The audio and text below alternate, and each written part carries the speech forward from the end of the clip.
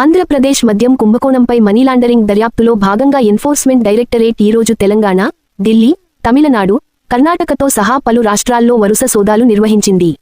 వైఎస్సార్సీపీ ప్రభుత్వం అమలు చేసిన మద్యం పాలసీలో భారీగా నిధుల మళ్లింపు జరిగిందని ఆరోపించిన సిట్ నివేదికల ఆధారంగా ఈ దాడులు జరిగాయి. బినామీ సంస్థలు, షెల్ సంస్థలు మరియు హవాలా మార్గాల సంక్లిష్ట నెట్వర్క్ ద్వారా సుమారు 3,500 కోట్లు మళ్లించాలని అనుమానించబడిన మధ్యవర్తులను లక్ష్యంగా చేసుకుని ఈ సోదాలు జరిగాయని అధికారులు నిర్ధారించారు. అక్రమ నిధులు మరియు వాటి లాండరింగ్ మార్గాలను ఎడ్ చురుగ్గా అన్వేషిస్తోంది. ఈ కేసుతో సంబంధం ఉన్న అనేక డిస్టిలరీల నుండి ఏజెన్సీ ఇప్పటికే వాంగ్మూలాలను నమోదు చేసింది మరియు ప్రస్తుతం జ్యుడిషియల్ కస్టడీలో ఉన్న ప్రధాన నిందితుడు రాజ్ కాసిరెడ్డిని ప్రశ్నించింది. ఈడీ మనీలాండరింగ్ నిరోధక చట్టం (PMLA) కింద కేసు నమోదు చేసి వివిధ ఆరోపణలు ఎదుర్కొంటున్న సంస్థలు మరియు వ్యక్తులను విచారణ కోసం పిలిపిస్తోంది. దీనికి సంబంధించిన పరిణామంలో విజయవాడలోని ప్రత్యేక కోర్టు ఈ కేసులో 8 మంది నిందితుల జ్యుడిషియల్ రిమాండ్ను సెప్టెంబర్ 26 వరకు పొడిగించింది.